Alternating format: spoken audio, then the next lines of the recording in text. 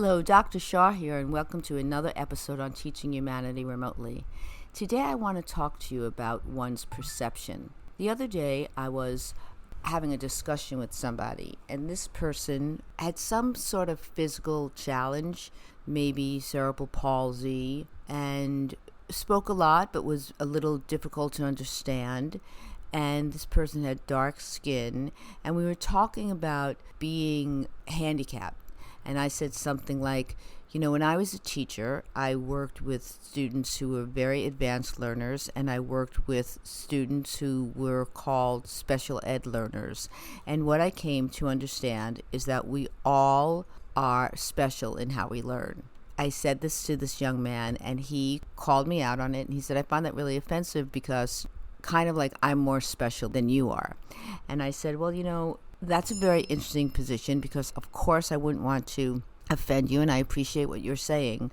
But the truth of the matter is I'm a mother of a child who was born with spina bifida, and he gets around in a wheelchair. And my son has his own experience about having the condition that he has. And I, as his mother, have my own experience about having a son who has that condition.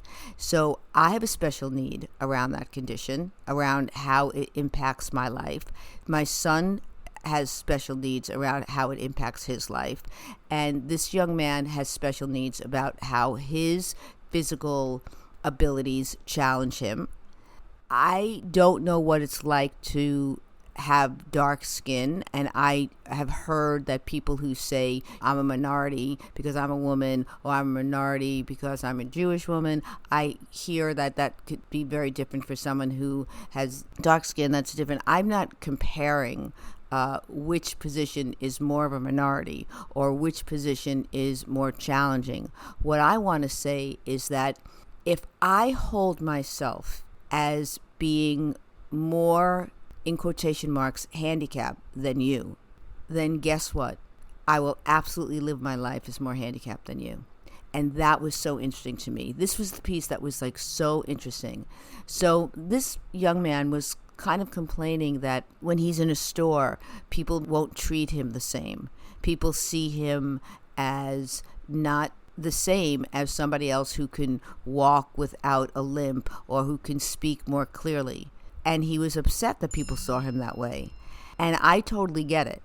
But what was so interesting to me was that then when I explained that, well, if we all saw ourselves with having special needs and addressed our special needs so that we could become our very best, then we wouldn't care how other people perceived us. So he was upset that he was being perceived as handicapped. And then by his own perception, when for a moment he interpreted what I said as taking away his handicapping condition, then he was upset that I didn't see that he was more handicapped than me, which is not really what I said anyway. But it was an interesting thing. What I walked away with without being defensive, because my position is never to defend. I heard what he had to say. We had a really nice exchange. We hugged. I certainly didn't mean to offend him.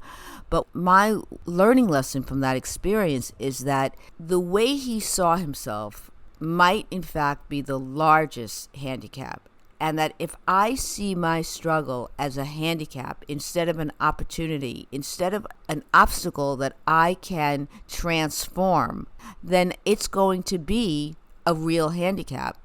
So Joshua, my son, and his physical limitations helped me become who I am. And who I am, I feel, is so much more aware and conscious and conscientious and inclusive and advocating than if I never had Joshua, because I believe that my experience has led to my understanding.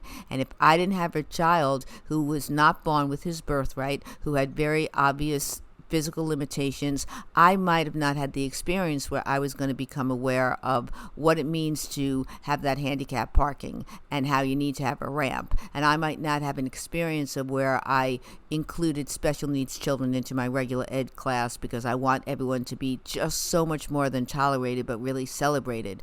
So having Joshua gave me special needs. My overcoming his life expectancy and his illnesses and all that I struggled with, but it also illustrated the importance of how I show up to myself in my life, and how I show up for what I feel he needs in his life, and how I show up for him and because of him. And if I didn't have him being exactly as he is, then I wouldn't have the learning lessons and the understanding that I've come to have, and then I wouldn't be able to show up in the same way. And so his presence in my life has created certain, I would say, special needs in me, and certain demands and certain requirements that I'm so grateful to have been faced with, because I feel it's given me a greater, more purposeful, more intentional, more attentive, just a fuller life by having these particular struggles. I have a daughter who wasn't born with limited birthrights of well-being, and I didn't have the same struggles for her or with her. So I just think it's interesting that in some ways we can't take ourselves too seriously, but if I hold myself as, however I hold myself as, that is what is going to be how I live my life. So if I see myself as unworthy person, unworthy things will happen to me. If I see myself as a person who doesn't deserve love, I will not be open to the love that is possibly given to me. If I see myself as a person who's angry, I'm going to be really angry. If I see myself as a person who's loving, I'm going to attract that. It was such an important lesson that I am going to get exactly what I deserve. And there was a time in my life when it was really, really hard, and I felt like it had to be that way in retrospect. And even then I felt like sort of it's all about hard work, super effort, super results. It's all, like really old school. And now I believe that there's a place for hard work. I believe that super efforts can lead to super results. I absolutely believe that. But it doesn't all have to be hard. It's about balance. It's about feeling that I am worthy of everything that life has to offer. All the good stuff, love and honesty and integrity, celebrating differences and having experiences that broaden my horizons and that help me to be less prejudiced and more open to diversity, more inclusive. I am worthy of having a full life which incorporates everything and having everything be a learning lesson.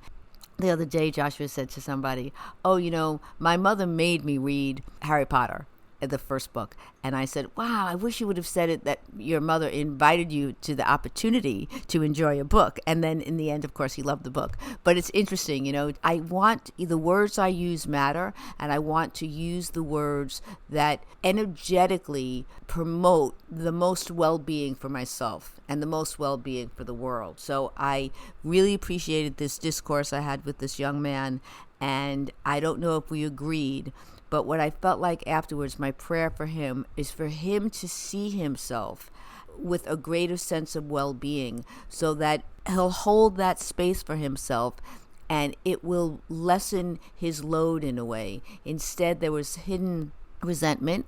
I get it. I can understand. I can't experience it for sure, but intellectually I can certainly understand why there could be some resentment, but somehow to turn that around, because we are what we think about. If I only hold on to the negative, then negative is going to permeate me. And if I hold on to the positive, then that is what I'm going to live from. I'm going to live out of that. I'm going to live from that.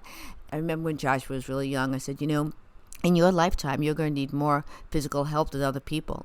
And having nice manners and saying please and thank you is going to make people want to help you. And it's going to make you receiving it feel so much better. And he is like such a nicely mannered young person. And people really do want to help him because he really is nice about it.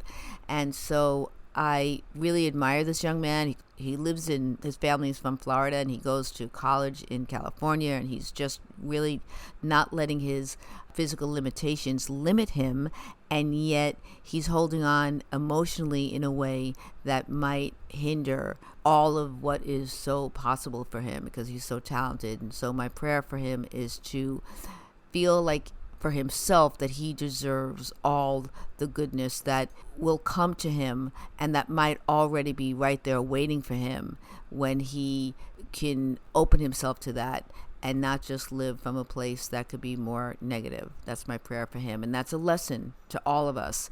And I just wanted to share that and share the story with you.